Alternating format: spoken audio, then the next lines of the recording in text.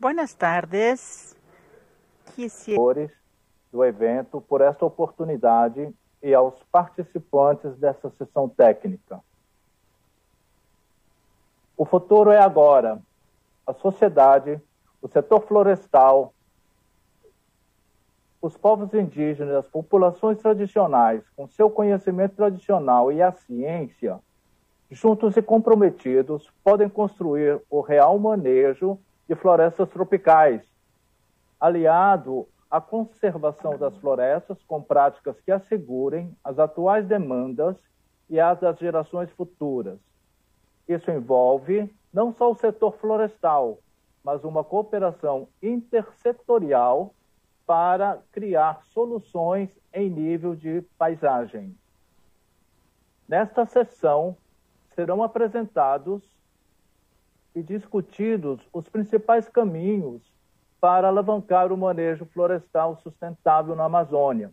O fio condutor será o plano estratégico do Fórum Florestal da Amazônia e a agenda positiva para o manejo florestal da Embrapa Amazônia Oriental e suas parcerias.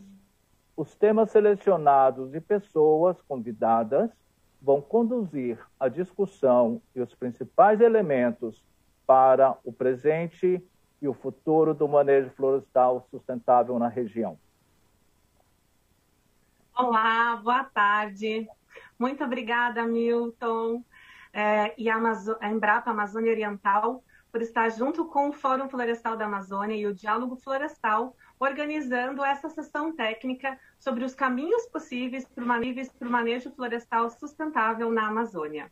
Meu nome é Fernanda Rodrigues, eu sou secretária executiva do Diálogo Florestal no Brasil e também, interinamente, ocupo o cargo de executiva do Fórum Florestal da Amazônia. Falando um pouco sobre as nossas organizações, o Diálogo Florestal é uma iniciativa que há 15 anos trabalha no Brasil através de fóruns regionais, reunindo empresas, organizações da sociedade civil, institutos de ensino e pesquisa, povos indígenas, comunidades tradicionais, em torno de questões relevantes para as florestas e para a criação de soluções coletivamente. O Diálogo Florestal foi inspirado no The Forests Dialogue, TFD, que é baseado na Universidade de Yale e há 20 anos vem contribuindo para a construção de soluções em torno das florestas e os desafios que se apresentam nesse contexto.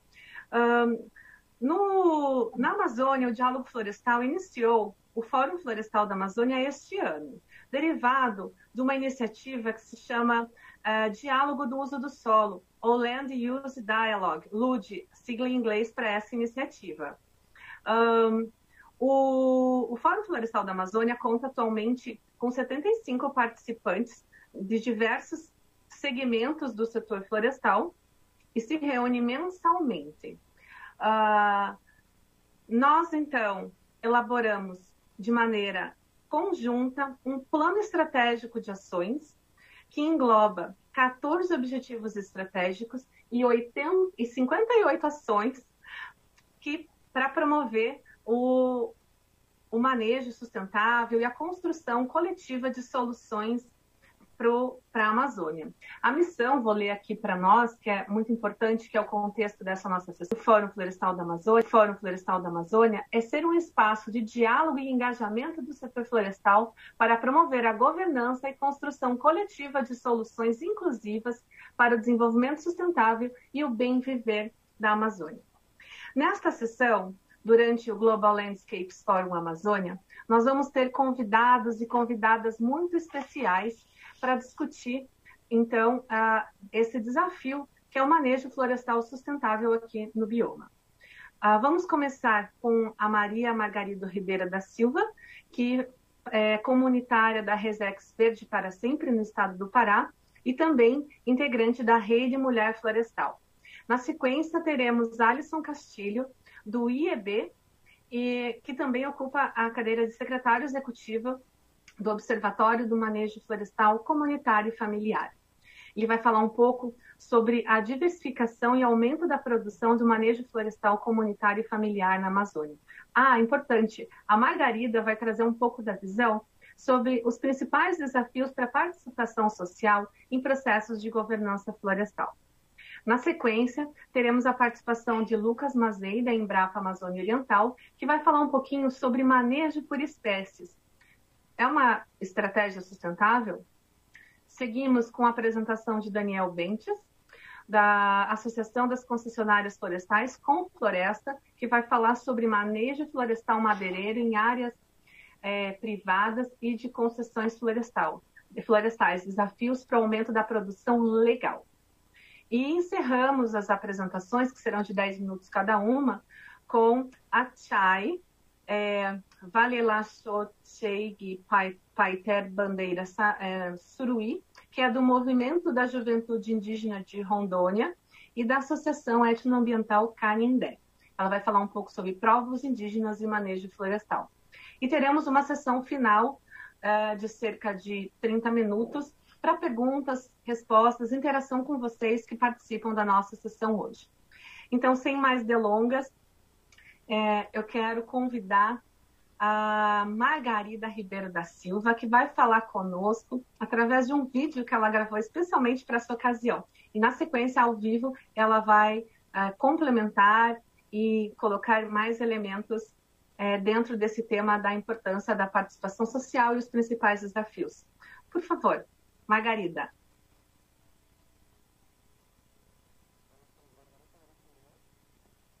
Vídeo da Margarida, por favor.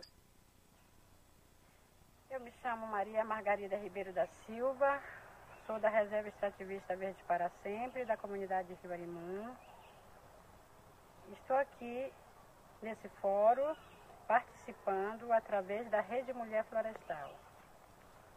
Mas antes de falar na minha participação, eu gostaria de dizer que recebi o prêmio Wangari Maathai em 2017, né, por ter idealizado, junto com os parceiros, um plano de manejo florestal comunitário de uso múltiplo sustentável dentro de uma área protegida, que é a Reserva Extrativista Verde para Sempre, e não só por ter implantado, mas para que desse certo e nós pudéssemos estar construindo a legislação nacional, a legislação estadual, municipal, né?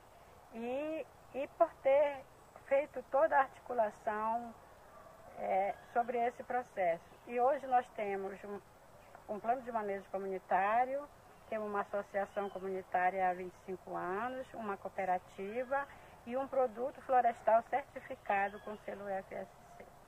Por isso eu fui agraciada com o prêmio Wangari Maathai em 2017.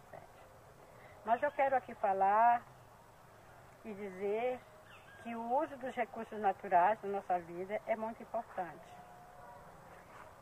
É através das florestas que nós construímos as nossas casas, que nós fazemos o nosso transporte, nossos bairros. Quando conseguimos o primeiro plano de manejo, estava uma mulher, que era eu na gestão, e nós conseguimos provar que mulher sabe fazer gestão, que mulher sabe comercializar, que mulher sabe fazer inventário florestal, que mulher sabe fazer remaneio e que mulher sabe fazer derrubar de motosserra, que mulher sabe fazer todo o processo, né, do uso dos recursos naturais de rios e da floresta.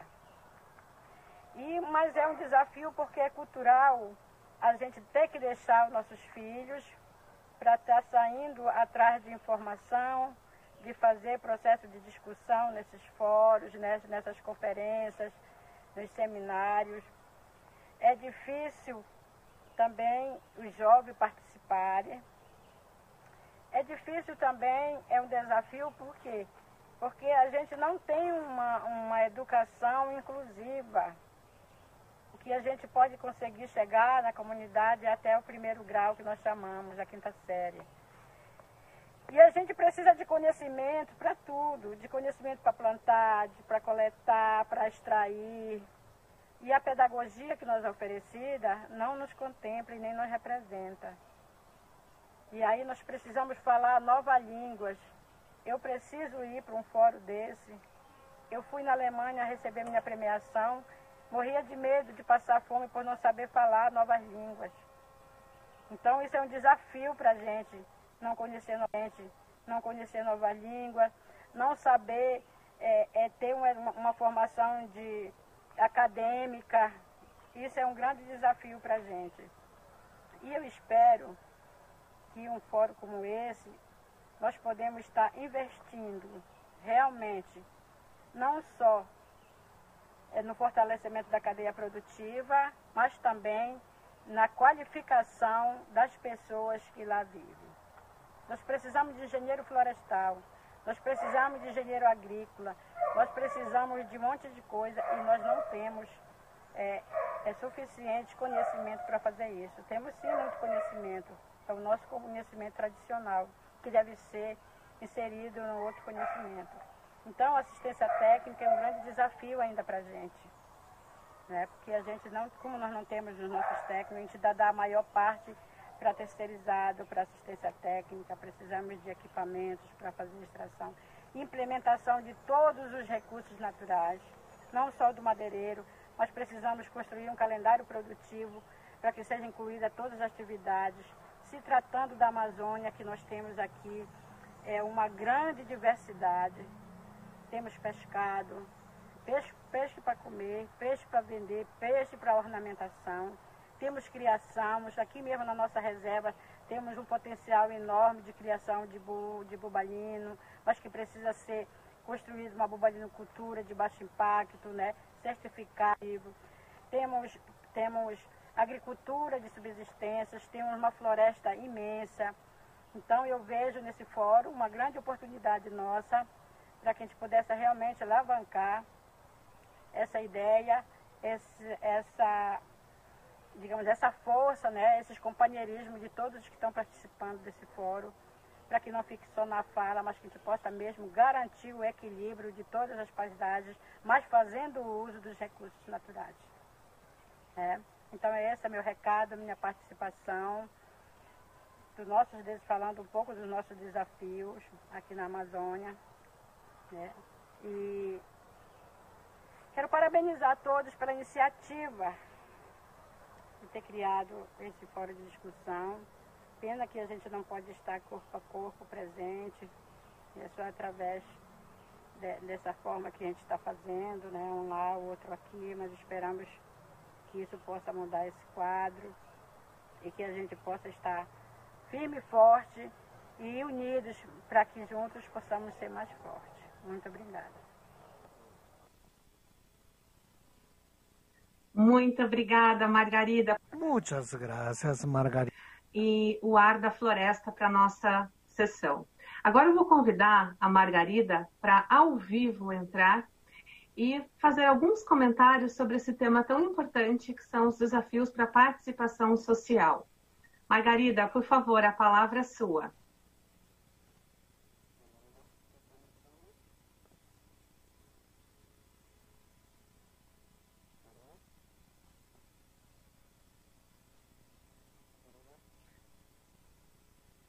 Acho que a Margarida está com um pequeno problema de conexão. Assim que ela conseguir retomar o sinal, nós voltamos para a Margarida complementar a fala dela. Então agora, para dar sequência à nossa sessão, eu vou convidar o Alisson Castilho. Alisson, que é do IEB e do Observatório do Manejo Florestal Comunitário e Familiar. Muito bem-vindo, Alisson. Olá, boa tarde a todos, né? Eu fiquei com a responsabilidade de falar um pouco sobre a diversificação e aumento da produção sobre manejo florestal comunitário e familiar na Amazônia. Queria iniciar agradecendo a Fernanda e Milton pela condução e organização de toda essa sessão, mas agradecer também a todos que nos acompanham e saúdo aos demais presentes na sessão, na figura da companheira Margarida. Margarida, obrigado pela tua fala, eu acho que facilita demais o entendimento do que eu vou tentar apresentar agora. Rapidamente, o IEB é uma organização não governamental do campo socioambiental e se debruça em trabalhar, dentre outros temas, com o tema do manejo florestal comunitário há mais de 2 décadas. Hoje, também o IEB é a Secretaria Executiva do Observatório do Manejo Florestal Comunitário e Familiar, rede com atualmente 50 membros, onde cerca de 60% são organizações entre associações e cooperativas de base comunitária.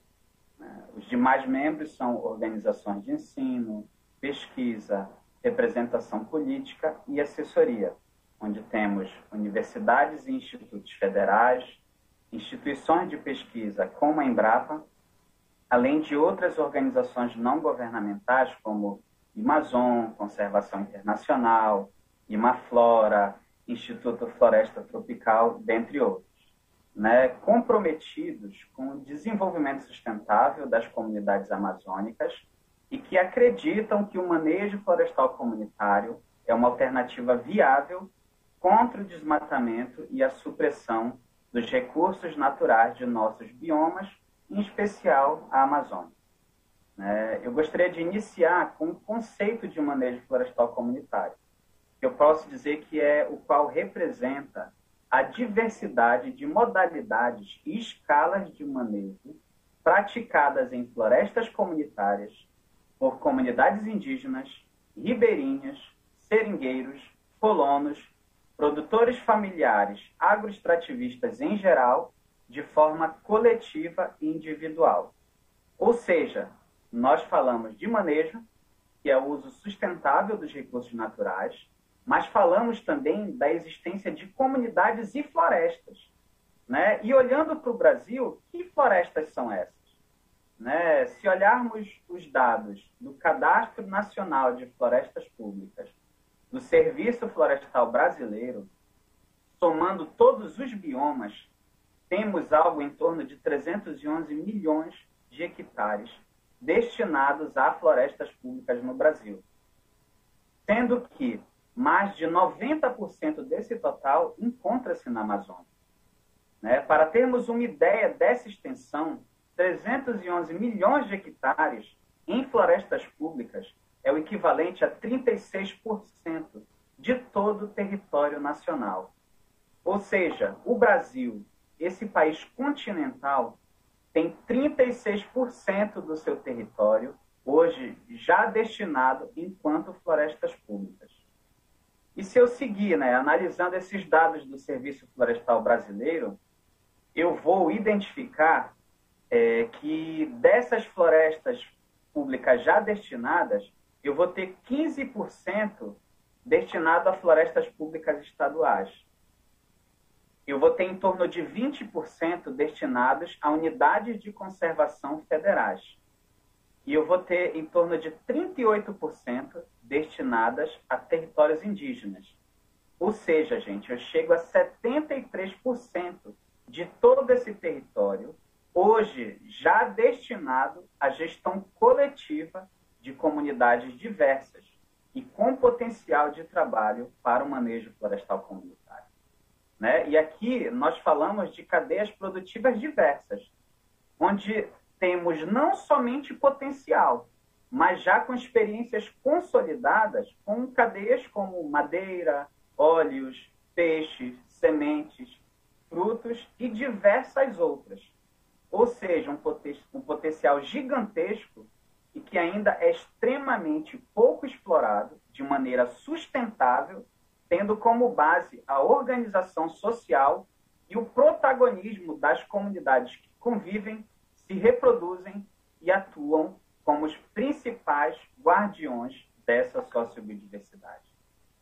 Dados da Organização Mundial da Alfândega, que conta com informações de cerca de 5 mil produtos e que basicamente reúne informações sobre tudo que é produzido, exportado e importado por todos os seus associados, seus países associados, indicam que dos países com florestas tropicais, onde o Brasil, que detém 60% da Amazônia, o que equivale a cerca de 35% das florestas tropicais de todo o mundo, contribui, gente, com menos de 0,2% dos produtos comercializados com origem nessas florestas.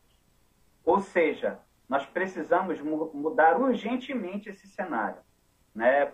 Pois isso garante um desenvolvimento econômico socialmente justo, né? Economicamente viável e ambientalmente sustentável. Então, é um potencial gigante, mas que precisa de muito apoio para o desenvolvimento estruturado dessas cadeias, né? E o IEB e o Observatório têm uma estratégia de atuação focada no desenvolvimento a partir do empoderamento das organizações comunitárias.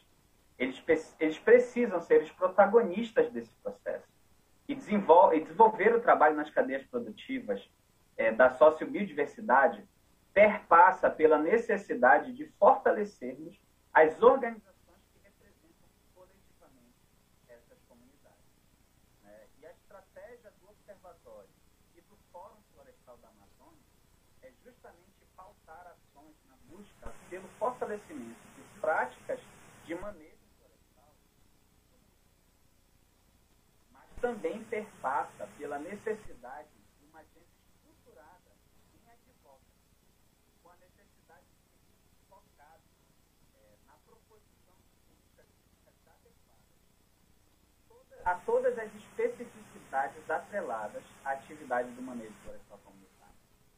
Nós precisamos garantir ações básicas como assistência técnica e crédito, que são duas estratégias de empoderamento, pois garantem certa independência das comunidades para desenvolverem suas atividades nas cadeias produtivas.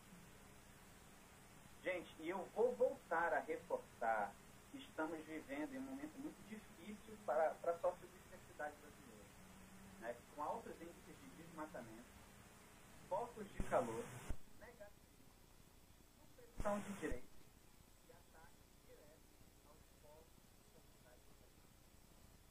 Nós temos alternativas a tudo isso. E o manejo florestal comunitário é uma delas. Ou seja, a perspectiva de fortalecer o manejo florestal comunitário como estratégia viável a todo esse enfrentamento,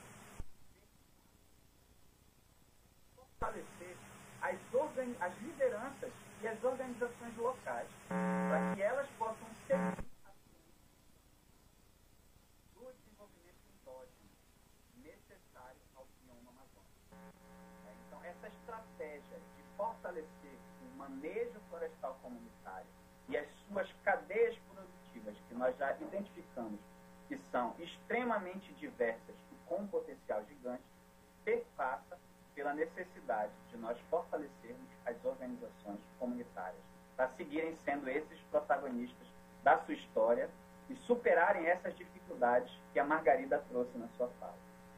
Então, gente, espero poder interagir um pouco mais a partir do debate ao final da sessão, mas, em resumo, esses seriam alguns elementos que eu gostaria de destacar sobre a perspectiva do potencial do manejo florestal comunitário na Amazônia.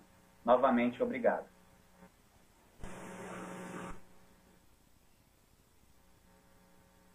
Muito obrigada, Alisson.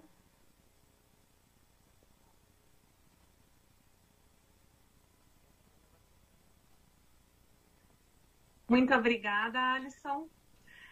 E agora, Margarida, você está conosco?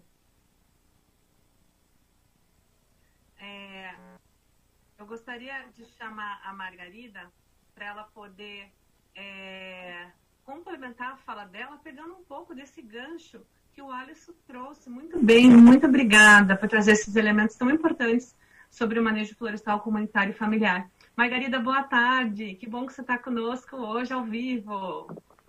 Boa tarde, Fernanda. Boa tarde, Amazônia. Boa tarde, Brasil. Todos os países presentes. Fernanda, eu queria só complementar que, se tratando dos desafios, principalmente da mulher, que essa atividade florestal, ela é uma atividade considerada de homem, de macho. E a gente provou que não é. Mas isso é cultural e é um desafio muito grande para a gente. É um desafio a gente ter que deixar a comunidade e passar 4 horas para chegar na sede do município. Alô? Oi, Fernanda. Pode prosseguir, Margarida. Então, na área do município, né, é uma dificuldade ter que deixar os filhos da gente para participar dessas discussões. A educação, a gente não sabe falar novas línguas, a gente não sabe fazer, fazer o processo de engenharia, um processo técnico.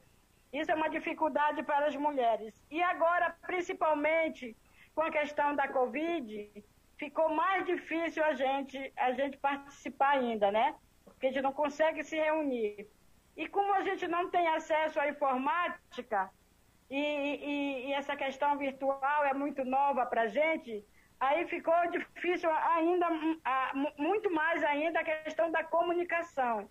Então é isso que eu gostaria de dizer para vocês, que a gente aqui na ponta, na Amazônia, tem muita dificuldade para participar. Então a participação social nesse processo de governança florestal precisa avançar mais e melhor.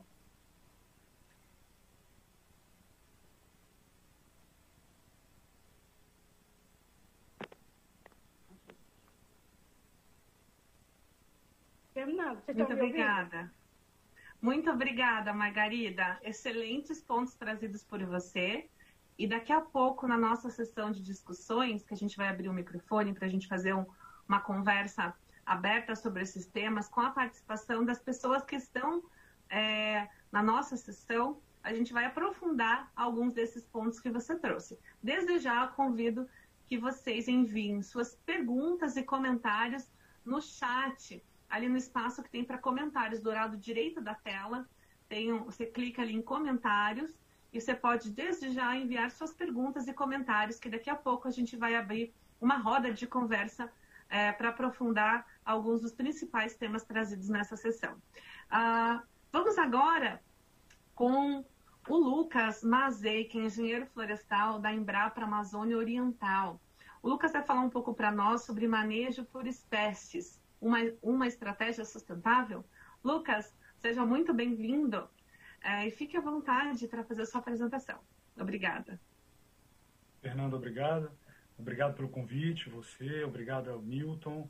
Realmente é muito importante estar fazendo esse debate junto com vocês. Obrigado por todos que estão participando, assistindo, e aos colegas que estão junto aí nessa discussão. Eu vou compartilhar aqui a minha tela para a gente já começar. Bom, eu sou, como a Fernanda falou, sou também engenheiro florestal de formação, sou pesquisador da Embrapa e também professor do programa de pós-graduação em Ciências Florestais da Universidade de Brasília. Para a gente começar essa discussão, o primeiro ponto que eu gostaria de chamar a atenção, que é o ponto mais importante, que talvez a gente deva... Deixa eu só voltar aqui de novo. Vamos ver se vai passar agora. Pronto. É o conceito de manejo florestal brasileiro. Talvez nós sejamos um dos poucos países que tem isso conceituado em lei. Então eu trouxe isso porque essa discussão toda que a gente está fazendo, quando a gente vai conversar isso com a sociedade, embora aqui sejamos um grupo que conhece, que tem essa discussão do manejo florestal, é importante ter esse conceito aqui. O conceito, em lei, claramente diz a produção, diz a conservação e diz os múltiplos produtos que a gente tem que trabalhar para essa atividade, para o manejo florestal. Então, o que é o manejo florestal? Para a gente, é uma atividade econômica. Se a gente não tem interesse para a produção, não tem que se colocar uma floresta em manejo florestal. Ela tem como premissa a produção e a conservação da floresta. E para a gente que trabalha com manejo florestal, a hipótese científica é que o manejo florestal ele é sustentável. Então, o que nós estamos fazendo é testando essa hipótese, e isso, diferentes pessoas, seja a ciência, seja a sociedade que está executando o manejo florestal. Os desafios para a gente fazer um manejo florestal, que seja um manejo florestal por espécie, como que a gente poderia testar essa hipótese de sustentabilidade, ele tem 4 aspectos. Eu vou trazer esses 4 aspectos, cada um deles separadamente. O primeiro é um aspecto científico, o segundo aspecto técnico, um terceiro institucional e um quarto aspecto que eu chamei de civilizatório. Do ponto de vista científico, o nosso principal desafio é essa definição do objeto de estudo. Qual que é a floresta que nós estamos estudando? Qual que é a floresta que nós estamos colocando em manejo florestal? É uma floresta antiga, com árvores seculares, algumas das árvores são milenares, e que vem estocando essa produção madeireira há gerações. A produção, ela é limitada no espaço, apenas aonde ocorre floresta amazônica que a gente pode fazer um manejo florestal na Amazônia. Então ela é limitada no espaço. Ela é ilimitada no tempo. A gente acredita, pela hipótese do manejo, que ele é sustentável, que a produção ela é contínua e ilimitada no tempo. Assim, se a produção ela tem vocação, se ela é limitada, ela tem vocação para a geração de bem viver. Ela não tem vocação para atender uma demanda de madeira que seja infinita. Se essa é a premissa verdadeira, então a gente tem que, todos os estudos que a gente faz isso, a gente tem que começar analisando isso. Eu trouxe um estudo que a gente está discutindo recentemente, que foi publicado por um grupo de colegas nossos, sobre a sustentabilidade nas concessões florestais. Quando a gente olha essas discussões, quer dizer, se a gente não acredita que a floresta tem limitação, a gente, embora os dados sejam irrefutáveis, os dados da pesquisa sejam claros, mostrando a dinâmica da floresta, as conclusões perdem sentido se a gente fala que as concessões florestais, ou a floresta amazônica, não vai suprir uma demanda infinita. Ela não vai suprir uma demanda infinita, ela tem as suas limitações. Então, a premissa de base, a entrada, ela é muito importante. E nisso, leva a gente para o pensamento de como a gente conseguiria essas informações para o manejo por espécie. Basicamente, é um trabalho de formiga. A gente tem centenas de espécies, a gente precisa, para cada uma delas, conhecer, eu trouxe esses gráficos para vocês, nada mais do que as curvas de crescimento, como cada espécie cresce e qual que é o tamanho de cada espécie. Então, se a gente não conhece isso, a gente não consegue fazer um manejo florestal para cada uma dessas espécies, respeitando a alta ecologia delas e a dinâmica. Isso tem impacto na produção, isso tem impacto na conservação dessa floresta. No aspecto técnico, o principal desafio, passei para o segundo aspecto agora, é mobilizar os recursos financeiros e humanos para a gente trazer inovação para o manejo. O manejo florestal sofre com a descontinuidade de pesquisas por causa de temas do momento. Quem não viveu isso? Os temas como carbono, mudanças climáticas, restauração florestal, agora bioeconomia, cada vez esse tema ele leva recursos financeiros, leva recursos humanos, o grupo de pesquisa, o grupo de pessoas trabalhando com manejo muda o foco. E, portanto, o manejo é uma atividade capaz de restaurar o carbono, evitar mudanças climáticas e gerar a economia que a gente chama de bio. Então, é uma atividade transversal. O que a gente precisa é mobilizar recursos humanos e mobilizar a sociedade para discutir, e a gente está promovendo esse manejo florestal. Se isso acontece, estou trazendo alguns exemplos aqui de ferramentas para o planejamento, iniciativas públicas, como, por exemplo, ferramenta MOP, Bom Manejo, ou Sistema de Cadeia de Custódia do Serviço Florestal, Modeflora, por exemplo, ou privadas, como Cismanejo, BR-Flor, de parceiros de ferramentas para planejamento. Com apoio certo, também o monitoramento, iniciativas públicas, mais uma vez, MFT, Mata Nativa, MFT é a iniciativa da Embrapa, Mata Nativa, iniciativa privada, para a gente fazer um monitoramento de parcelas permanentes da dinâmica dessas árvores nossas, ou usar LiDAR, ou usar drones, a dendrocronologia, para a gente conhecer cada aspecto da dinâmica de cada espécie. Também com apoio certo, a gente pode evoluir na exploração florestal. Eu trouxe aqui duas fotos de um parceiro IFT que está testando máquinas simples, pequenas, para fazer uma exploração florestal. A gente precisa inovar. Os impactos continuam grandes, a nossa estrutura florestal, a gente perde árvores da produção, então a gente precisa inovar nisso. Não dá para a gente continuar utilizando o skidder, que é uma máquina que foi criada há décadas e que até hoje não trouxe nenhuma inovação e a gente está presa nela. Trouxemos a exploração de impacto reduzido, com ela veio o skidder e nos prendeu dentro dessa exploração e a gente não consegue avançar. Precisamos inovar. Só trouxe essas fotos aqui para ilustrar. Nós temos hoje gruas, guindastes, maiores do que cargos de 60 metros de altura. Podem facilmente coletar árvores uma por uma. Carregam trens. Então, a gente precisa inovar. A exploração florestal ela tem que ser impacto, não é impacto reduzido, é impacto zero. Na verdade, nós temos que manter o estoque de árvores e de espécies na floresta. 2 pontos técnicos ainda, com apoio certo de identificação botânica, não dá para a gente fazer manejo florestal, não é pegar esse grupo de árvores e espécies e colocar tudo num bolo. A gente precisa de identificação botânica certa. E de primeira mão estou trazendo para vocês o lançamento de um livro que nós estamos fazendo hoje, no Dia da Árvore, das árvores do Plano de Manejo Florestal do PDS Virola Jatobá, em Anapu. Então, esse é um grande desafio. Com o apoio certo, a gente consegue avançar. E, por fim, nós precisamos ter os sistemas de manejo adaptados.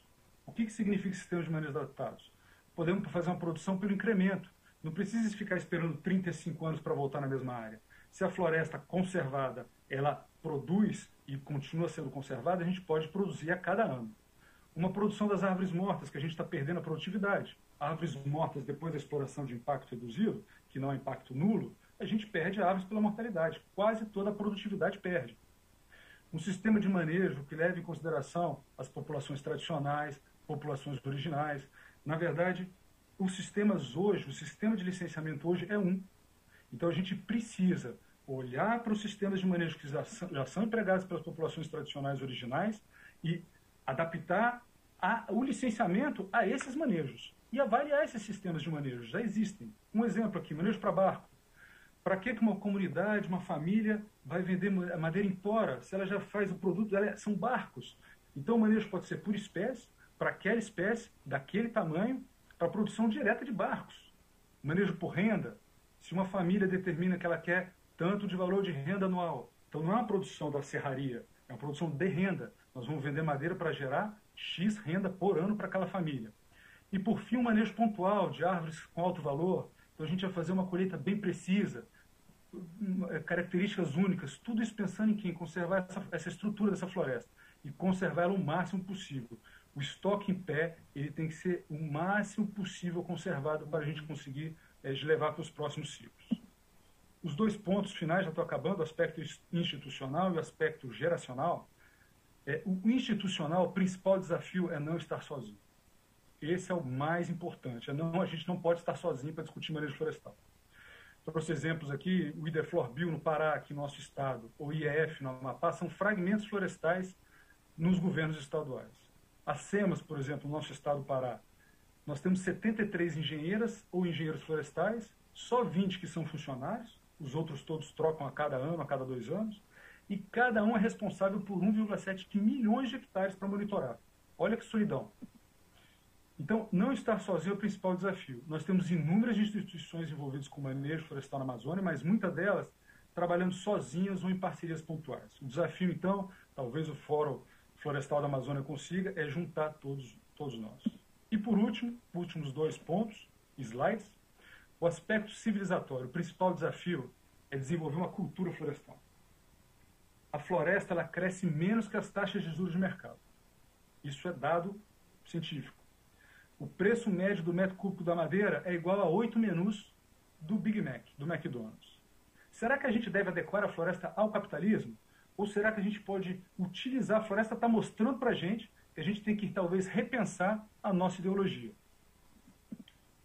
Toda ação de manejo florestal tem efeito com duração superior ao tempo de vida de inúmeras gerações humanas. Então nós precisamos incluir nas nossas discussões, a sociedade para nossas decisões de manejo florestal. Então, bom, fui rápido, mas eu queria trazer esses 4 aspectos, que eu acho que esses 4 aspectos são muito importantes para a gente poder avançar. Obrigado, está aí o meu e-mail, estou à disposição para a gente continuar essa conversa. Fernando, obrigadão. Milton, obrigado. Obrigada, Lucas. Obrigada, Lucas. Nós que agradecemos a sua participação. Dando sequência à nossa sessão, eu chamo agora o Daniel Bentes, que é engenheiro ambiental e diretor executivo da Associação de Concessionários Florestais, a Confloresta. O recado do Daniel nós vamos trazer através de um vídeo que ele gravou especialmente para essa sessão, e ele estará ao vivo daqui a pouquinho também na nossa sessão de perguntas, respostas, conversa, enfim, de debate. Por favor, o vídeo do Daniel. Obrigada. Vamos com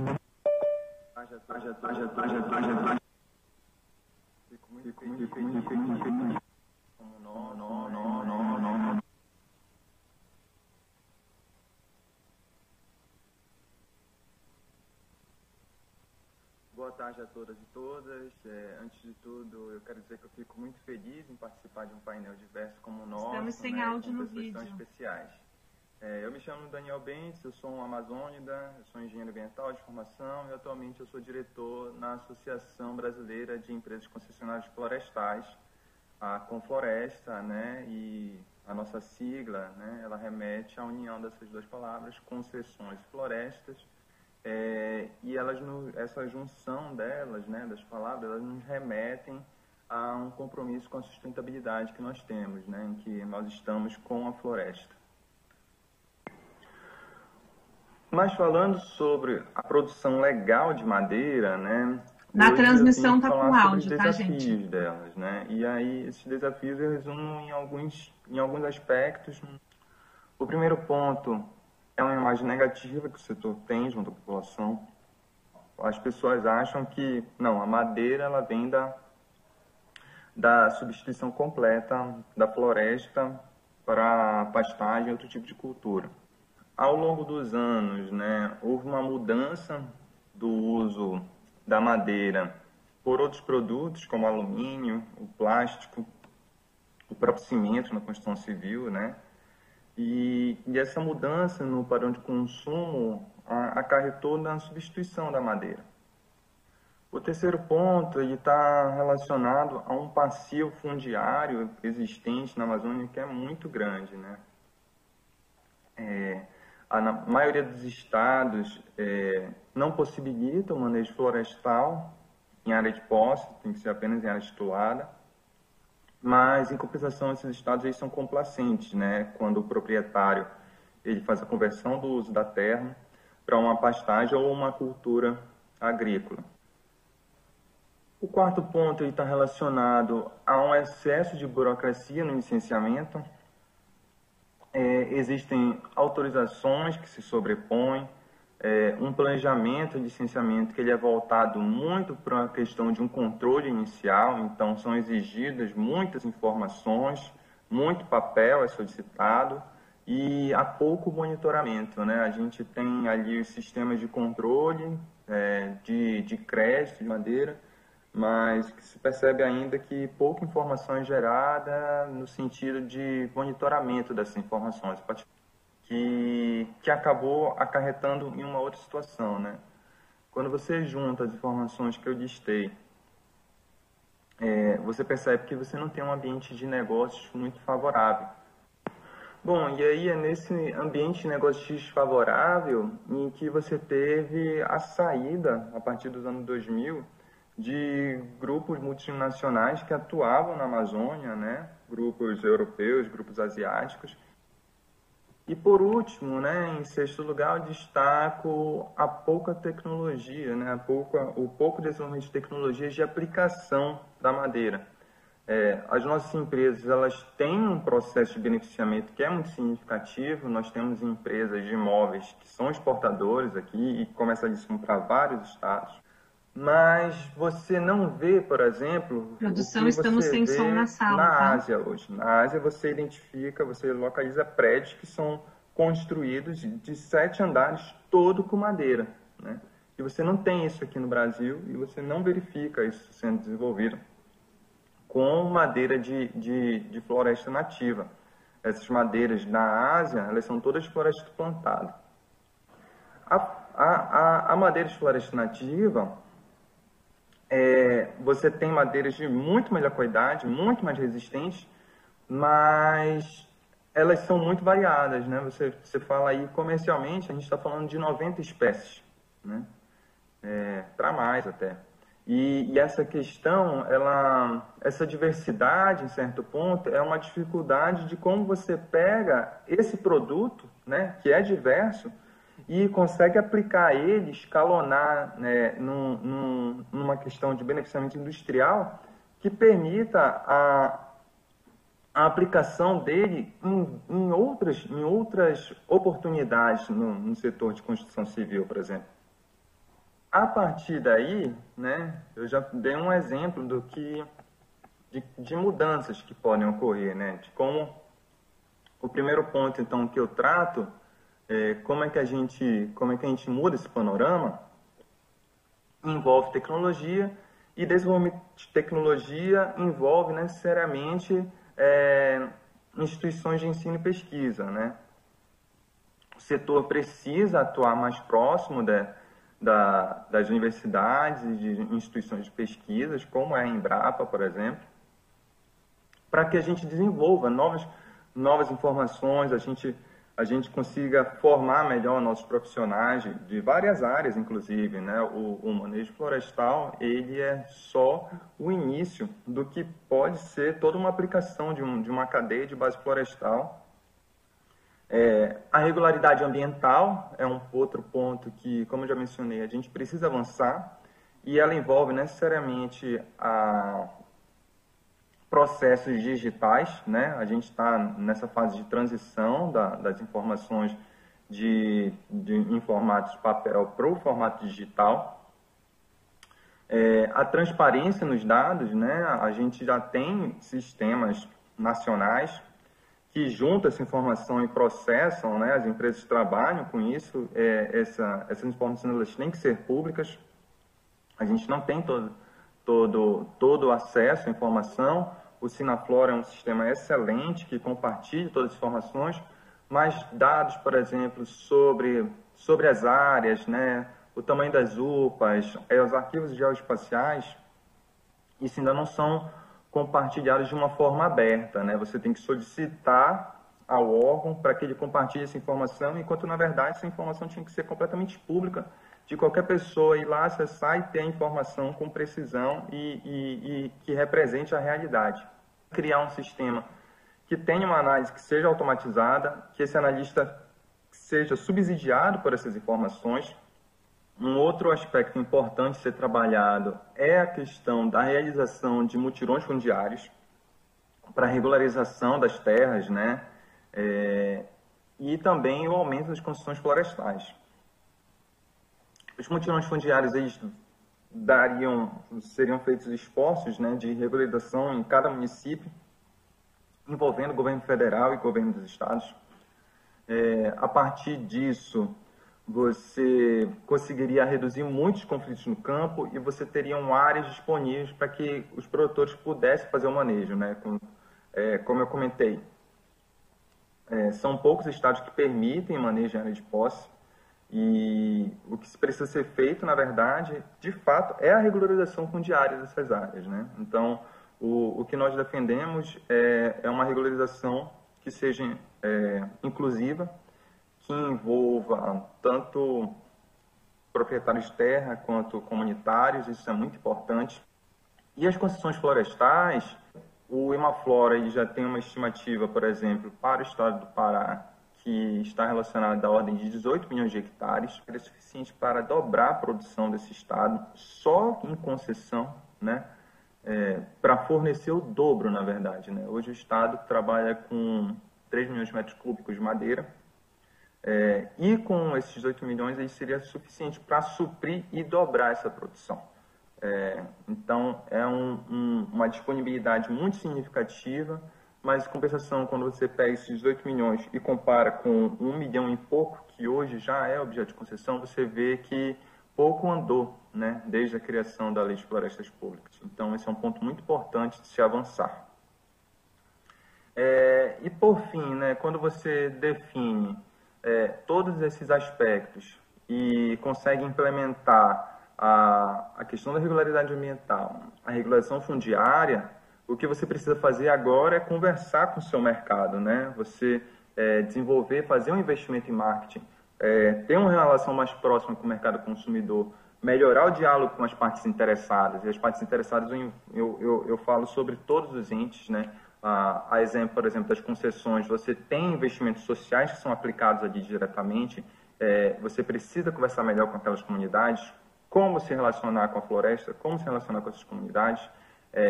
Então, essa experiência das concessões é muito relevante. Então, a produção de manejo de áreas privadas, ela deveria aproveitar essa experiência das concessões e ver como ela poderia melhorar a questão do impacto positivo que pode ser gerado ali naquelas áreas. A sensibilização dos consumidores, né, é muito importante também, questione sobre a origem daquela madeira que você usa e sensibilizar o consumidor também que a sustentabilidade ela se faz a partir de padrões ecologicamente corretos, socialmente justos e economicamente viáveis. Então, se você pensar assim, não, eu não vou consumir mais nada de madeira, o que pode ocorrer, no final das contas, é a conversão das nossas áreas florestais para outros usos, né? Então, quando você, na verdade, faz aquisição de madeira, em que você consegue ter uma garantia de origem, você procura, você se informa sobre essa madeira, esse é um ponto importante de ser tratado, e você, com isso, você está assegurando a continuidade de um manejo, da área de manejo florestal e a continuidade da floresta em si, né? A floresta, ela continua ali, né? Então, isso é um ponto muito importante. Muito obrigado a todos e a todas, e eu encerro minha participação aqui.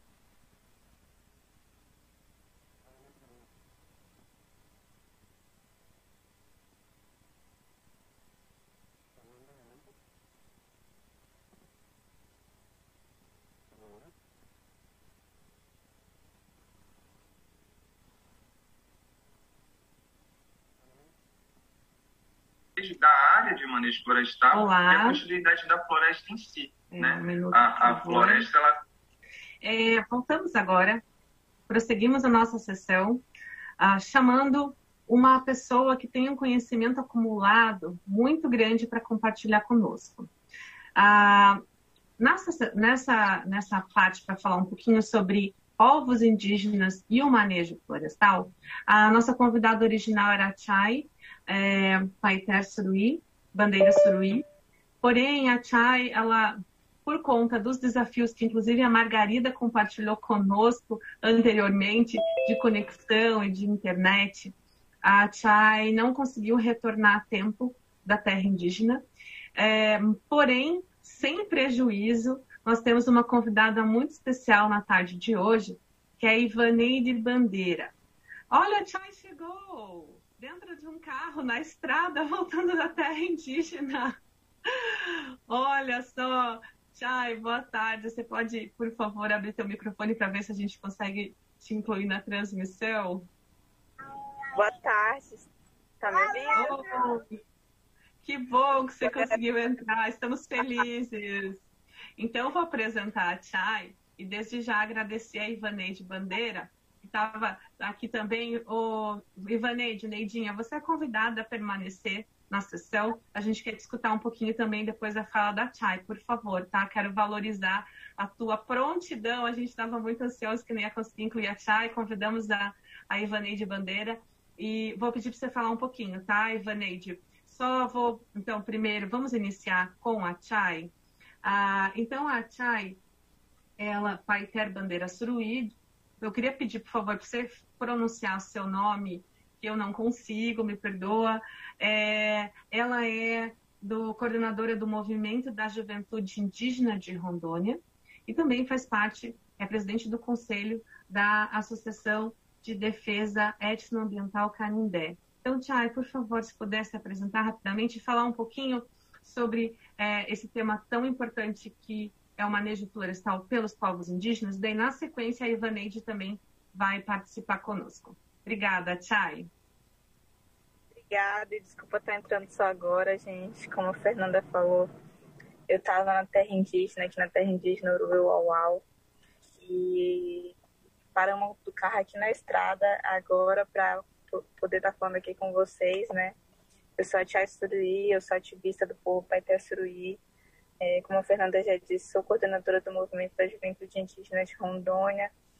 Também faço parte da Canindé e também sou voluntária do Engaja Mundo, que é uma organização que vai falar sobre a questão das mudanças climáticas e toda a crise climática que a gente vem passando. Primeiramente, eu gostaria de agradecer o convite, né? Mais uma vez, pedir desculpa por estar podendo só tá entrando agora e só poder estar falando um pouquinho com vocês, mas tenho certeza que vai ter outras oportunidades e que a gente vai conseguir conversar mais e eu vou poder participar mais aqui com vocês. Eu acho que falar sobre a questão do manejo dos povos indígenas e dos povos indígenas e a floresta em si, hoje em dia, é muito importante, né? E mais do que uma discussão, né, que a gente deveria estar fazendo e faz só aqui na Amazônia, deveria se estender, né, para os demais lugares. Porque falar de Amazônia, falar de manejo florestal pelos povos indígenas, estar falando também de uma discussão global mesmo, né? Principalmente por toda essa questão da crise climática que a gente está passando e que a gente sabe que os povos indígenas hoje são, e isso não sou eu que estou dizendo, foi a ONU que falou, né, que os povos indígenas são os melhores guardiões da floresta, né? E a gente, é um fato que aonde tem povos indígenas, né, onde existe a presença dos povos indígenas, a gente tem a floresta em pé, né? E falar disso é falar principalmente também, falar de manejo florestal pelos povos indígenas, é falar também da questão da sustentabilidade, né? Que eu acho que ninguém faz melhor do que nós, povos indígenas. Por exemplo, lá no meu povo, o povo Paitaçuruí, a gente trabalha, né, nas nossas roças, mas a gente trabalha principalmente no café. Hoje, nosso café que está sendo reconhecido nacionalmente e a gente espera que internacionalmente vendido por uma das maiores empresas de café aqui do Brasil, que é as Três Corações, né? E a gente faz esse café sem veneno, né? Faz de uma maneira sustentável e principalmente reflorestando, né, aqueles espaços que foram destruídos, né? E como que começou a questão do café lá no Suruí? Quando teve o contato e os colonos começaram a invadir e entrar na nossa terra, né? Depois que eles saíram, eles deixaram seus cafezais lá.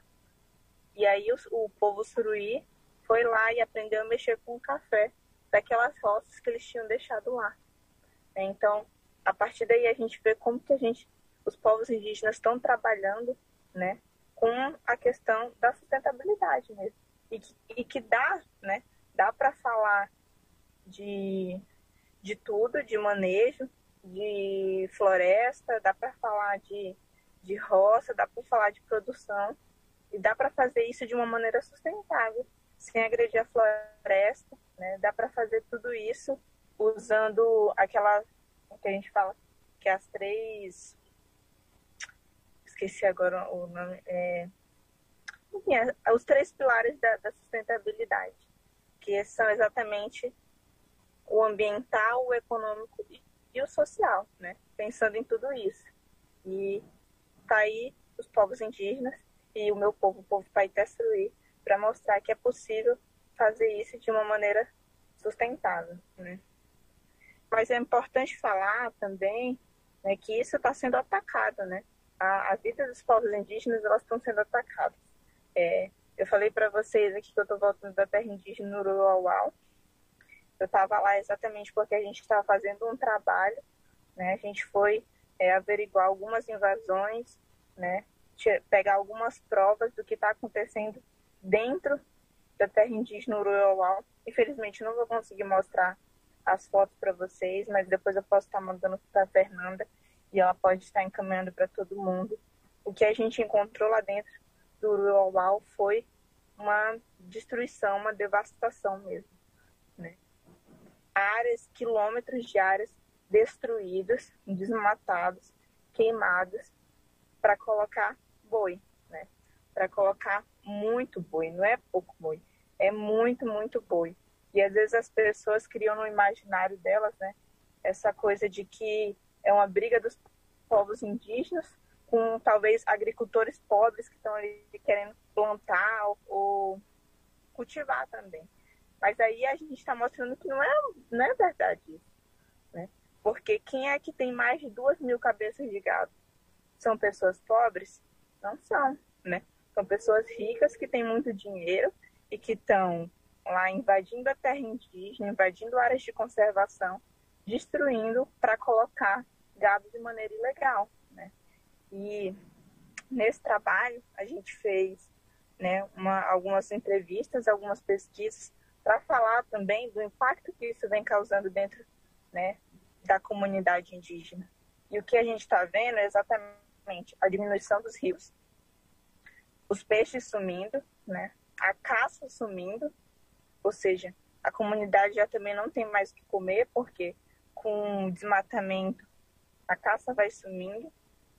E aquele lugar, a gente fez monitoramento, acho que faz mais de um ano atrás, né? E aí a gente tinha encontrado uma área grande, desmatada, e queimada também. E a gente voltou agora e já tem até casa. Tem casa, tem curral, né? Tem muita cabeça de gado lá dentro. Então, a gente vê a velocidade também, tem cerca, a velocidade que essas invasões estão avançando, né, dentro da terra indígena. E ninguém faz nada, né? Essa é a verdade, né? Porque, por exemplo, a gente foi há um ano atrás, a gente tirou foto, a gente denunciou, então as autoridades elas estavam cientes do que estava acontecendo. E agora o que a gente está encontrando é isso que eu falei para vocês.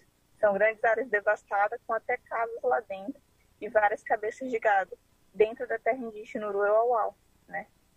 E para onde que esse gado está indo, né? Quem que está comprando esse gado? É importante a gente também refletir sobre isso, né? E deixa eu ver o que mais posso falar para vocês, gente. Mas, enfim, tudo isso é muito, muito sério, né? Depois eu vou mandar para você, Fernanda. E aí você pode compartilhar com todo mundo as fotos do que a gente encontrou. É muito triste, gente. É realmente muito triste o que está acontecendo. E eu acho que é muito importante a gente falar disso também, né? E da importância da luta dos povos indígenas. Porque como que a gente descobriu lá também?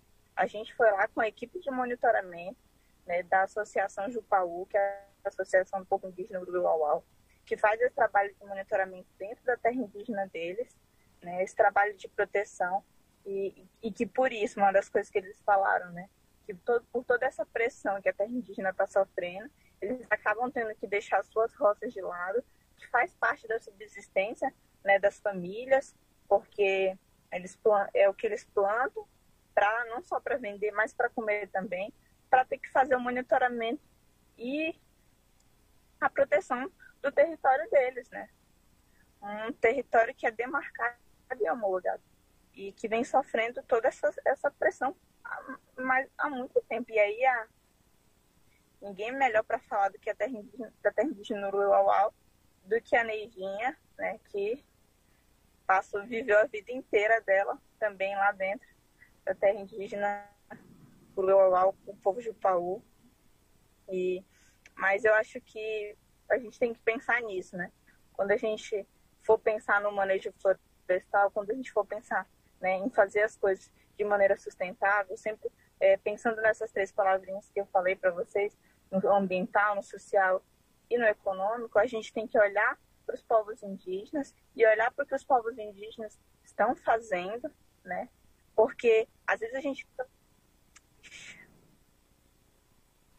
Oi. Tá. Às vezes a gente acha que... Obrigada, Chay. Voltou. Pode concluir, por favor. Deu uma falha na conexão. É a bateria que está acabando do celular também. Às vezes a gente acha que a gente tem que ir atrás de novas tecnologias, né? Quando, na verdade, essas tecnologias elas já existem há milhares de anos, que são as tecnologias que os povos indígenas estão usando e usam até hoje, né? E ainda deixa uma floresta em pé e faz uma produção de maneira saudável, sustentável. Mas é isso. Queria agradecer, pedir desculpa mais uma vez por estar conseguindo entrar só agora, né? E me colocar à disposição para outras vezes aí, que da próxima vez vou ter mais tempo, né? Que a gente acabou se atrasando lá na terra indígena por causa de todas essas coisas que eu falei para vocês aí. E vou deixar aí para a Neidinha incrementar tudo que eu não disse aí, que com ela vocês vão aprender muito. Muito obrigada, gente. Muito obrigada, Chay. Sua participação foi muito importante, não tenho que se desculpar. Obrigada mesmo. Então, convido a Neidinha Ivaneide Bandeira para se juntar a nós e fazer, então, complementar essa mensagem sobre os povos indígenas, iniciada, né, essa mensagem iniciada pela Chay, desde o ponto de vista dela. A Neidinha, na verdade, Ivaneide Bandeira, mais conhecida como Neidinha, né? A Ivaneide Bandeira, ela é indigenista, mestre em geografia e coordenadora de projetos da Associação de Defesa Etnoambiental Canindé, com uma vasta experiência nessa temática dos povos indígenas. Neidinha, muito obrigada por estar presente conosco aqui em nossa sessão. Por gentileza, fique à vontade para compartilhar a sua mensagem. Obrigada, Ivaneide. Bom dia a todos e a todas. É um prazer estar falando com vocês aqui. Espero que passar o recado, porque é pouco tempo, mas falar de manejo sustentável, as pessoas geralmente pensam sempre em retirada de madeira. Mas os povos indígenas têm um trabalho de manejo com a floresta em pé. Basta ver a questão da castanha, né? Então, eles mantêm as castanheiras, eles fazem toda a coleta da castanha, vende essa castanha, que gera renda para os povos indígenas, e, ao mesmo tempo, que eles preservam a floresta e preservam as águas, a fauna, que é super importante para eles, porque eles dependem muito da fauna e eles dependem muito dos igarapés. Então, a gente vê todo esse trabalho dos povos indígenas com a castanha, com o açaí, com o patoá. No caso do suruí, pelo amor de Deus, tira ali a roupa. Ai, desculpa, gente, é que está caindo um temporal aqui. Com as essências florestais. E os povos indígenas, como disse o Alela Rui Chay, eles têm todo um compromisso com o reflorestamento da floresta. Se você observar no caso dos Paité Suruí, que é o povo da Chay, eles têm um trabalho de reflorestamento desde 2002, que ele refloresta o seu território. Então, ao mesmo tempo que eles utilizam as áreas para produzir café, para produzir banana, para produzir amendoim e outras culturas, e eles produzem fazendo SAP, né? Eles também reflorestam o que foi tirado da floresta. O que acontece da mesma forma com o povo indígena Uruê-Uauau.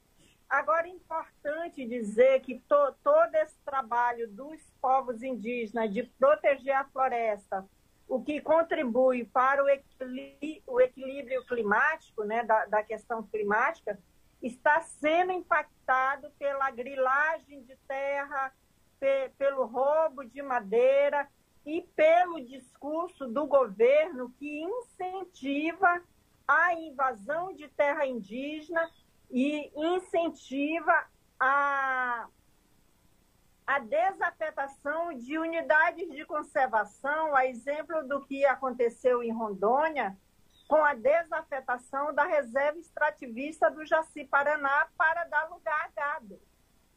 Os indígenas e os extrativistas que estão na luta para manter a floresta em pé, né, eles estão sendo ameaçados de morte. No caso do Uruê-Uauau, o ano passado, em 18 de abril de 2020, um indígena que lutava para manter a sua floresta em pé, ele foi morto, foi assassinado. Os extrativistas estão sendo expulsos das suas reservas, para dar lugar ao gado. Então, há de se pensar em nível internacional em uma ação que possa ajudar os povos indígenas e os povos tradicionais, as populações tradicionais, a manterem os seus territórios e a desenvolverem as suas ações de proteção à natureza, mas ao mesmo tempo de manejo dessa natureza. Isso é super importante. Eu não sei se já deu tempo, que a Fernanda me disse que o tempo era bem pouquinho, mas nesse momento, em todo o Brasil, os povos indígenas e as populações tradicionais e as populações quilombolas estão ameaçadas. O manejo da floresta está ameaçado. É bom que se tenha claro isso. O próprio manejo florestal, ele está ameaçado. Porque se há uma grilagem da terra para dar lugar à pecuária, ao pasto, tudo que se tem na floresta vai ser dizimado, tanto a fauna quanto a flora. E isso é um prejuízo enorme para a questão da ciência, para o meio ambiente, para a questão econômica, porque quando se destrói a floresta, se derruba e se corta tudo, sabe, para colocar gado, você destrói, como disse a Chay, os igarapés. E você impacta os recursos hídricos. E isso já está acontecendo na Amazônia. Então, é super importante que neste encontro haja uma reflexão de como apoiar esses povos, essas populações, para o desenvolvimento do manejo sustentável, mas não só pensando o manejo a partir de tirar essências florestais, mas sim um manejo que parte de se viabilizar essa economia sustentável que mantém a floresta em pé o tempo todo. E aí a cadeia da castanha, a cadeia do açaí, a cadeia do cacau são super importantes, assim como a do babaçu, para esse desenvolvimento e para essa bioeconomia que se discute no mundo. Eu agradeço essa oportunidade, né, e me coloco à disposição para responder as perguntas que houverem, porque eu acho que a internet da Chay já caiu de novo. Obrigada, Muito Fernanda. obrigada, Neidinha. Muito obrigada mesmo pelas suas palavras, trazendo a tua experiência e tua visão sobre esse tema tão relevante. Nós vamos abrir agora a sessão de perguntas, respostas, comentários. Vamos fazer uma roda de conversa aqui entre nossos participantes, nossas participantes e vocês que estão também no Global Landscapes Forum acompanhando nossa sessão. Já recebemos algumas perguntas pelo chat, podem continuar enviando perguntas ou comentários, nós estaremos atentos, e aqui eu estarei atenta ao chat. Para começar, Margarida, deixa eu ver se a Margarida está aqui conosco.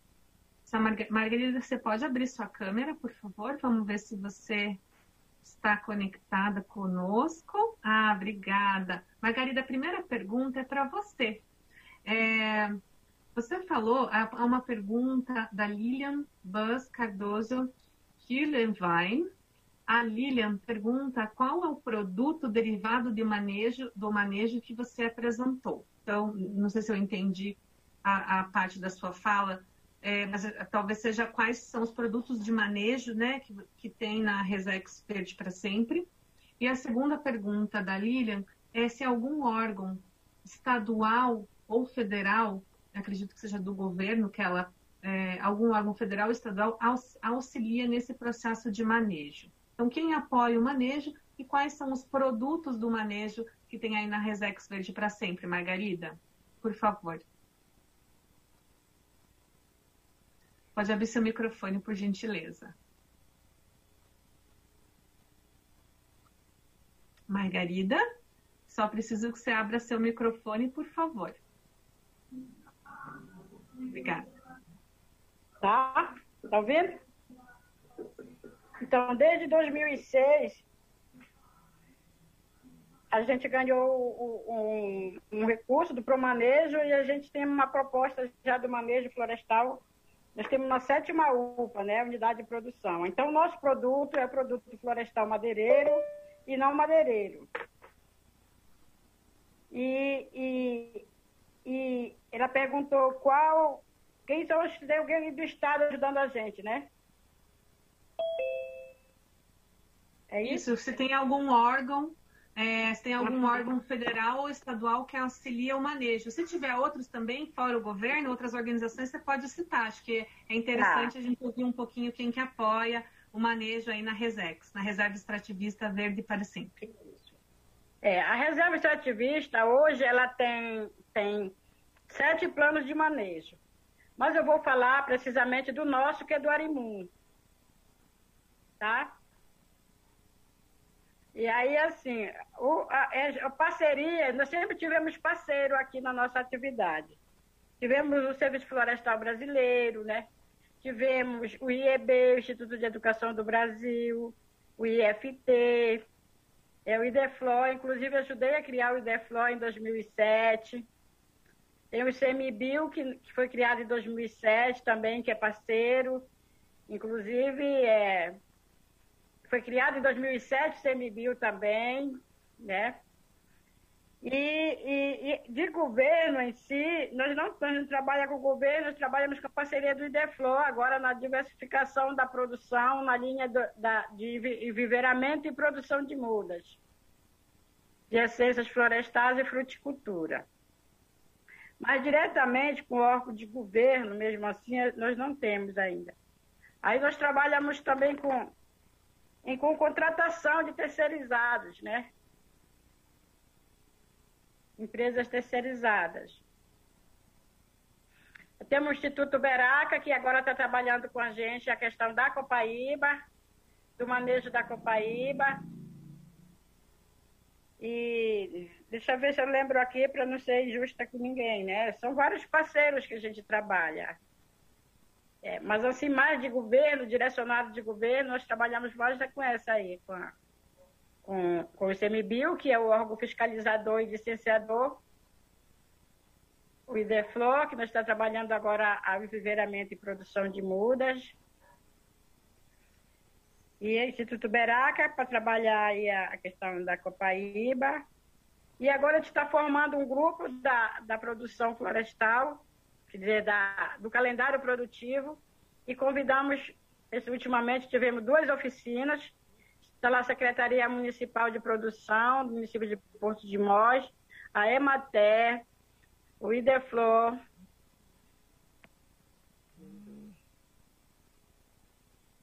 Obrigada, Margarida, pelas tuas respostas. E aí nós temos aqui também, como parceria ainda, deixa eu me ver aqui. O INCRA, né, do governo, nós temos o INCRA, que fomenta. Aí temos o SEBRAE. Estamos trabalhando com o SEBRAE também agora. E maravilha, Margarida. Se lembrar mais algum, depois você conta pra gente. Tá bom. Tá bom, querida. Obrigada. Obrigada. A Lilian, ela tá dando parabéns também pelo excelente trabalho desenvolvido. Aí para você e para todas as pessoas que integram a RESEX. Agora a gente tem uma pergunta para o Daniel. Também, Daniel, a Raíssa Yuki Murakami Lima, ela está te parabenizando, diz que sua fala foi muito boa, e ela pergunta quais os principais desafios para lidar com os órgãos de monitoramento das concessões. Eu vou aproveitar e trazer também uma pergunta da Lilian, que pergunta qual órgão regulamenta o manejo e a certificação do produto. Mas acho que são 2 perguntas, tem uma de certificação. Vamos primeiro entender um pouquinho esses desafios dos órgãos de monitoramento das concessões, e aí na sequência você pode falar um pouquinho sobre como é que funciona a certificação florestal. Eu posso complementar também se for o caso. Tá ótimo, então. Então, em relação à questão dos contratos, né, a gente teve o primeiro contrato assinado com o Serviço Florestal Brasileiro em 2008, né, e as atividades começaram ali em 2009, 2010, né. Então, como era tudo uma novidade, a gente, o órgão, né, o Serviço Florestal, fez uma proposição ali de uns indicadores de controle e tal. Então, hoje a principal dificuldade que a gente tem é, por exemplo, os contratos antigos, né, um processo licitatório, é tudo regulado em um contrato bem firmado, e o serviço florestal ele foi identificando que alguns itens eles não eram tão aplicáveis, então eles foram revendo ao longo dos anos, eles foram fazendo uma revisão para novos contratos, né? A questão dos contratos antigos que estão com um pouquinho mais de dificuldade, esse é um ponto. Outra questão, que não ocorre tanto com o serviço, mas ocorre com outros órgãos concessionários, que são estaduais, é a realidade em que é feito o inventário florestal, em que o órgão compartilha essa informação com as empresas que vão concorrer e o que se verifica de fato na área, né? Então, sempre há uma defasagem, então a empresa coloca uma expectativa em relação à produção e ela tem que rever isso anualmente. É um problema que existe, de fato. Agora, quanto ao monitoramento em si, as tecnologias avançaram muito, né? Então, o serviço florestal, por exemplo, ele usa um drone, que é o LiDAR, e ele consegue ter informações precisas de como é que está o manejo, e isso foi muito bom na gestão dos contratos, né? Existem pontos positivos e pontos a melhorar nesse sentido. Agora, falando sobre quem regulamenta o manejo, né? O manejo ele é regulamentado principalmente pelo Conselho Nacional de Meio Ambiente. O IBAMA ele tem instruções normativas também, e nos estados também existem as instruções normativas que cada estado define para o licenciamento, né? O licenciamento hoje das áreas privadas é feito em nível estadual e as concessões federais é nível federal. O IBAMA que faz o licenciamento. E da certificação, falando de uma forma rápida, né, já são instituições do setor, né, do mercado, que a gente tem o FSC, tem o Serflor também, que é do Inmetro, são 2 pontos de concessões, e aí surgem novas, né? Hoje a gente ouve muito falar do Sistema B, mas creio eu que a gente não tem a concessão que trabalha com o Sistema B. Mas de uma forma resumida, se tu quiser complementar, Fernando, fica à vontade. Obrigada. Não, sobre as certificações, acho que é importante falar isso. São os 2 principais selos brasileiros, como você mencionou, o FSC, especialmente, e o Serflor. O FSC aí já há bastante tempo trabalhando na Amazônia, inclusive a área da Margarida da Resex tem a certificação. Neidinha, não sei se você conhece, você certamente conhece o Isaac Suruí, também participou do FSC há muito tempo no desenvolvimento de padrões, eles têm a certificação de não madeireiros lá, e uma figura muito legal. Então o FSC também certifica não madeireiros, e madeira é o selo internacionalmente mais reconhecido. Acho que o Isaac... Você ajudou? Teve o projeto da Canindé para certificação? Pode falar um pouquinho sobre isso para ajudar a responder a pergunta de certificação que a Lilian traz? E aí, na sequência, eu vou encaminhar as 2 perguntas finais, uma para o Alisson e outra para o Lucas, para a gente encerrar a nossa sessão. Então, o Spaité Suruí, na verdade, eles têm 3 certificações. Eles têm a certificação do Babaçu, né, que é lá com o Isaac, que é todo um trabalho de toda a cadeia produtiva, né, que tem o carvão, tem a farinha do Babaçu, então eles tiveram certificado. E tem a certificação também da parte do FSC com Imaflora, da castanha. No Suruí também foi certificado, e eles têm a certificação com os selos do carbono, né? E eu esqueci o nome dos selos agora. Eu sei que é Golden, não sei das quantas lá, que é o da biodiversidade e o outro. Então, o Spaité Suruí, eles têm muito esse trabalho da certificação florestal dos seus produtos. Então, eles têm o Babaçu certificado, a castanha certificada e o carbono certificado. E isso é bom porque isso se torna... eles passam a ser formadores de opinião para outros povos que também querem ter os seus produtos certificados e que valorizam os seus produtos.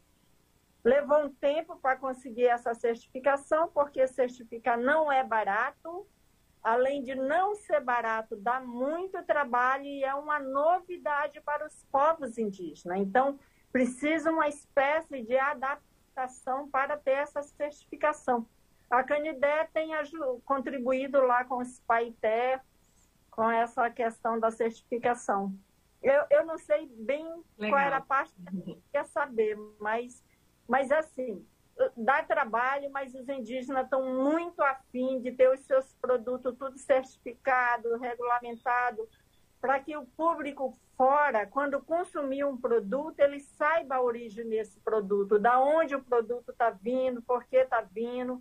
Agora eles estão buscando o selo origem, que é bem legal, e isso dá uma garantia para quem comprar o produto do Suruí, saber que não está comprando o produto de uma área degradada, desmatada e invadida. Isso é importante, gente, presta atenção, porque quando comer carne, vai lá buscar da qual a origem da carne. Essa carne está vindo de uma invasão de uma terra indígena, vai comprar seu móvel, a madeira é certificada, é super importante a certificação, porque a certificação ajuda a saber as origens e ajuda a combater a invasão de terra indígena e o desmatamento na Amazônia.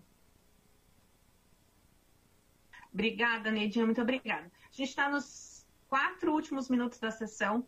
Alisson e Lucas, tem 2 perguntas aqui que eu quero direcionar para vocês. E aí, uma pergunta é do Jorge Ribeiro. Oi, Jorge, obrigada pela presença. Muitos anos aí participando juntos nos fóruns. O Jorge pergunta, ele diz assim, com toda a tecnologia disponível de sensoriamento remoto, é possível avaliar a qualidade dos planos de manejo? Não, ele afirma, né? Com toda a tecnologia disponível, é possível avaliar a qualidade dos planos de manejo. O Amazon fazia isso no Pará e no Mato Grosso, mas foi descontinuado. Seria muito importante retomar essa avaliação. Há alguma iniciativa nesse sentido? Então, o Jorge direciona para a Embrapa, mas não sei se o Lucas prefere responder, ou o Alisson gostaria, talvez o Alisson também possa responder. E a outra questão, e aí vocês podem cada um comentar um pouquinho, é sobre a questão, né, foi falado muito assim, manter a floresta em pé. Né? Quando a gente fala em manejo, é o consumo responsável, ou seja, a gente, através do manejo responsável, gerar produtos e serviços ecossistêmicos, serviços ambientais para a sociedade, enquanto gera, né, recursos, enfim, bem viver, né, Milton? Então, são vários os desafios aí do manejo, que tem essa proposta, né, que o Lucas trouxe vários desafios interessantes aí para reflexão, e um que foi citado foi a questão do impacto. Impacto zero a gente sabe que é impossível, né, Lucas? Vamos falar isso, impacto zero é impossível.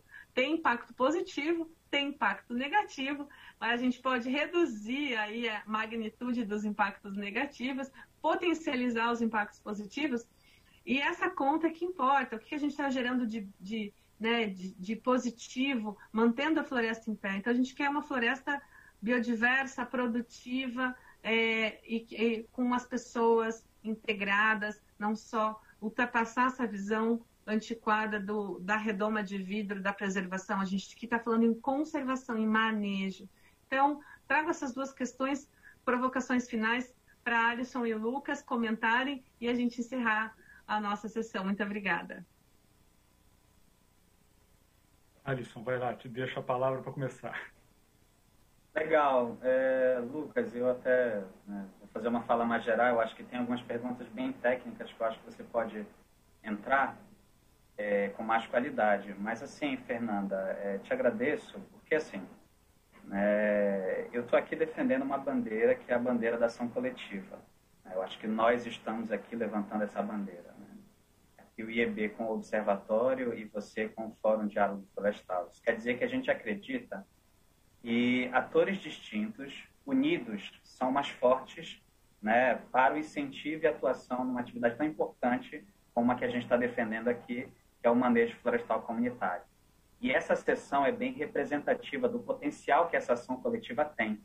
Né? A gente tem aqui Embrapa, que é uma empresa pública de pesquisa que desenvolve reconhecidas, né, ações para o desenvolvimento técnico do manejo florestal.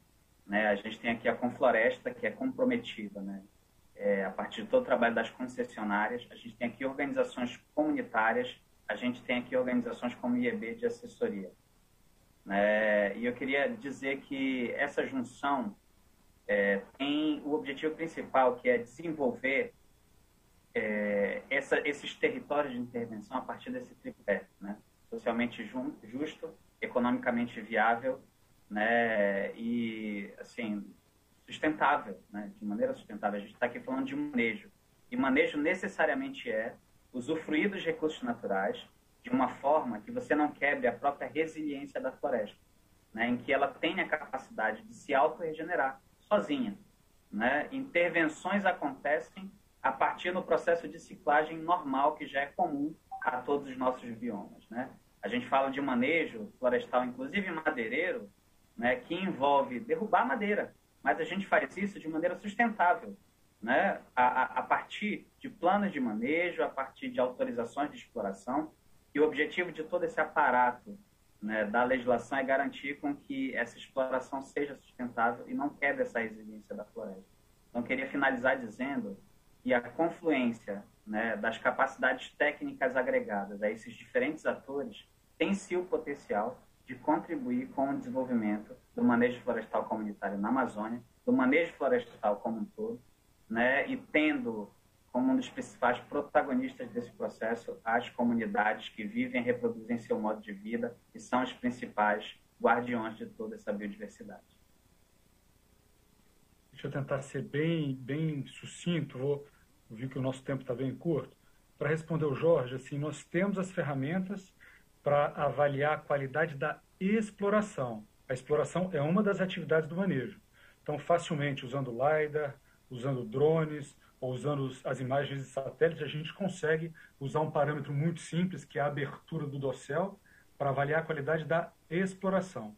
Qualidade do manejo, a gente ainda precisa realmente associar uma informação da espécie.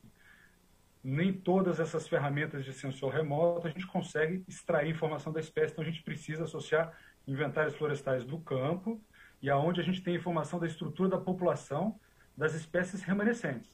Então, qualidade do manejo, e aí eu volto um pouco à discussão da Fernanda, para a gente ter essa qualidade do manejo, a gente precisa do inventário florestal associado com essas ferramentas. E essa qualidade é que a gente pode estar associando, por exemplo, outros produtos que não seja simplesmente a madeira do manejo florestal, né? A gente pode estar falando aí em serviços ambientais de estocagem de carbono e redução de emissão. A gente pode estar falando de conservação de riqueza de espécies, de biodiversidade.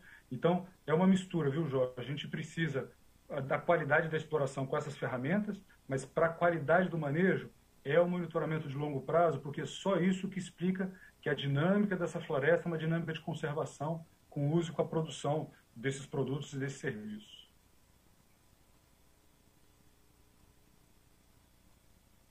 Milton, vamos encerrar nossa sessão. Eu agradeço muito a presença de cada uma de vocês. Muito obrigada. Milton, por favor, a palavra é sua. Ok. Olha, eu fiquei assim muito emocionado com várias falas, né? Eu acho que estava com medo um pouco da parte tecnológica. Eu não pude ouvir o vídeo do Daniel, mas eu já tinha ouvido antes, então eu sei o conteúdo, e então estou muito feliz e agradeço muito, novamente, pela oportunidade de a gente poder estar trazendo essa questão florestal dentro do GLF Amazônia, e também a todos os participantes e as pessoas que a gente pôde contar com elas para enriquecer esse discurso, esse debate, essa questão. E eu digo, Fernanda, o Fórum Florestal, né, a gente com o Fórum Florestal foi uma coisa que surgiu no meio da pandemia, retomou, né, vamos dizer assim, no meio da pandemia, antes, e eu acho que a gente fez das tripas coração para a gente conseguir implementar, e temos aí um longo caminho pela frente.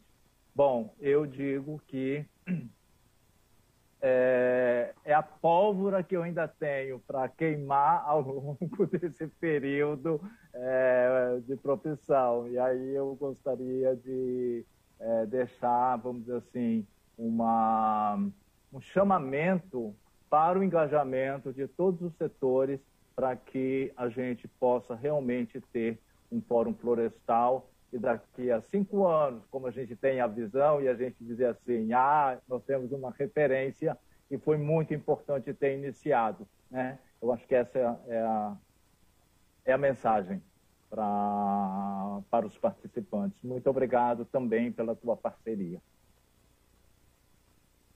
Obrigada a todos e todas. Então, encerramos nossa sessão, agradecendo mais uma vez e convidando quem quiser fazer parte do Fórum Florestal da Amazônia ou quiser entrar em contato com qualquer um ou uma das nossas participantes de hoje, aí na sessão, né, na nossa plataforma, vocês têm ali parceiros que têm a possibilidade de mandar uma mensagem, ou podem, se preferirem, mandar um e-mail, contato@dialogoflorestal.org.br, que eu posso direcionar perguntas que não deu tempo da gente responder, ou que solicitação de contatos, de parcerias, de informações, só escrever para o contato@dialogoflorestal.org.br ou entrar na nossa página, que nós faremos os direcionamentos corretos. Muito obrigada e até uma próxima.